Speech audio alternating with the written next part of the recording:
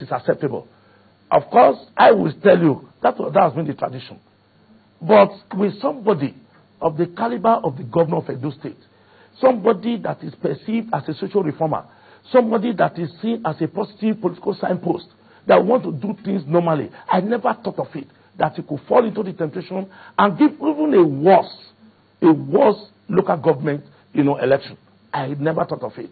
I could have vouched for him that he would never do it. But to see that even across the board, the condemnation that was given in the state, university dons, civil society groups, students, men and women, market women, all of them that complained about our election that day, I had thought that as a listening governor, you probably call the superintending body ESEC, that is a Edo State Independent Electoral Commission, to order to say what you have done is unacceptable to the people. Then, of course, let us have their input by saying, go back. Let us now do this thing properly so that people can have a sense of belonging and, of course, the people can make their choices. He didn't do that. He went ahead, had the audacity, the temerity to swear in the 14 council chairmen. What else do you want to say? On the election day, Mr. Arogide, a moment.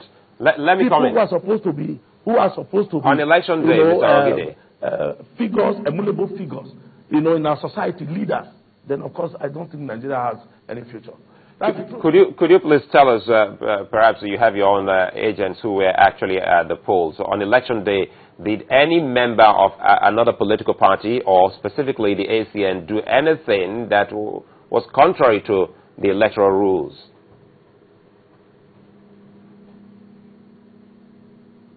Exactly. What exactly did they do? A lot of things happen on election day. No doubt about that.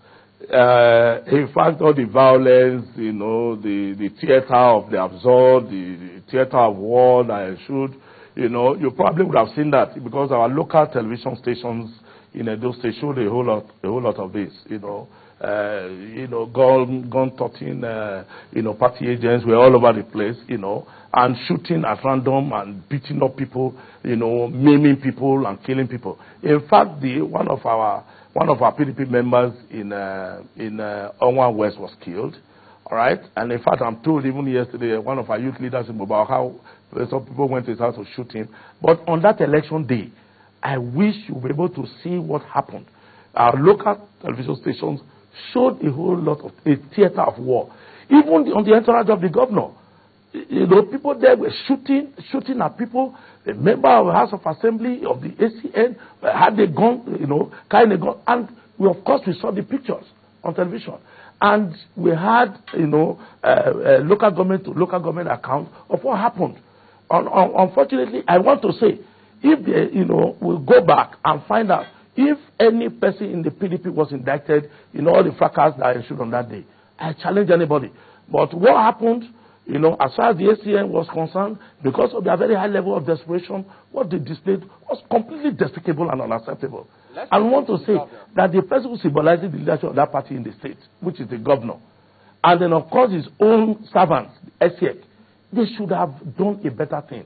At least that would have imputed the interest of our people. They didn't do that. Right. But let's get to we still very much hope he will have a trace of this. Okay, Mr. Orege, let's hear his response on what he said about these elections, if you will. Just a moment, Mr. Orege. Let's listen to what the governor said about these elections. Don't bring him as a superintendent of the election, just like you did over the appointment of other staff. Then, of course, you should have known that what you were doing was against the Electoral Act. It was against the law. Then, at that point, you would have done it correctly. But we pointed out all this. But brazenly, they went ahead to do it, what they wanted to do. Let's listen to what the governor had to say about these elections. Expectation, they are whiter. So that is one negative report I've received. The second one is from Urum, where the Minister of Works brought a team of mobile police to the polling booth. You all know what the electoral law says. That on election day, political office holders, including the governor, can't go to a polling polling booth with armed mobile police. That is why as I'm coming here now, I have a title to mobile police. I ask them to stay away because that is the law. From all, justify the confidence which our people in your respective local government have reposed in you. I have no doubt that you will do just that. Let me reiterate what I had said at the beginning. But we want to make a break from the past. We don't want you to continue with the PDP tradition of absentee chairmen who govern their chairman who govern their local government by telephone. You must, I use the word MUST in capital letters, you must reside in your respective local government. You must live. All right, Mr. Rede, take a look at the first part of what he said, because the second one was talking about while he was swearing them in. But with the first response that he gave, what do you think?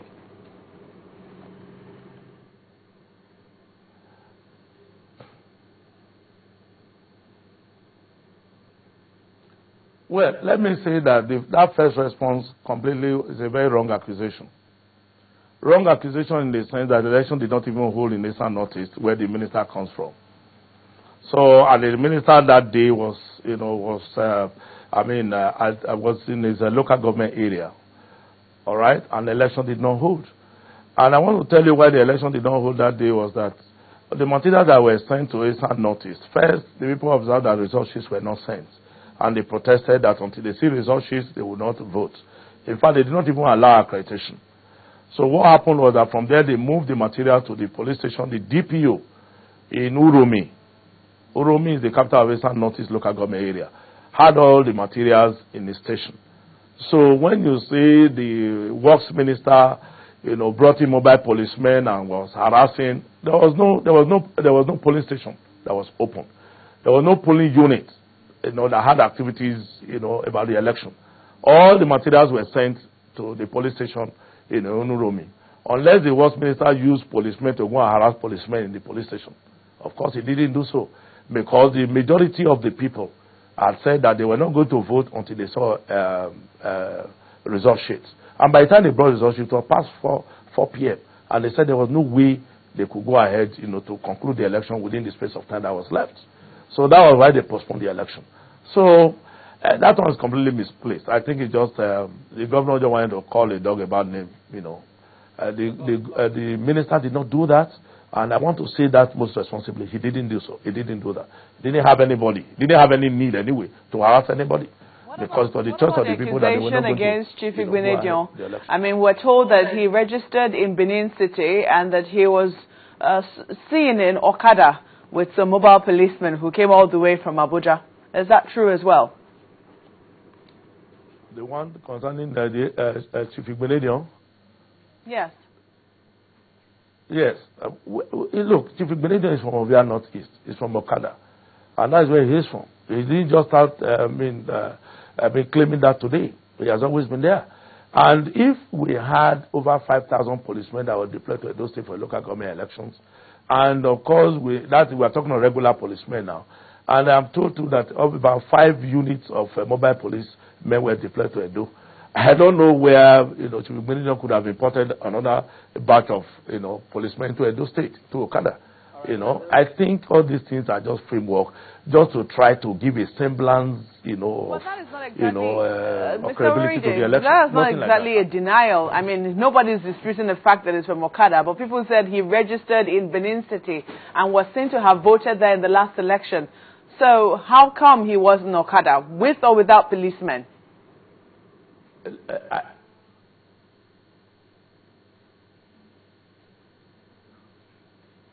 you get my question? I want to say that, Chief Igbenedion did not. In fact, all the elections that we have had since 1999 has never voted in Benin City. If you say the son who was our former governor was voting in the same police center with me, in Benin in War 2, all right, all throughout the time he was governor, but not the father. And I am aware too that he left Benin City for Okada the day before that election.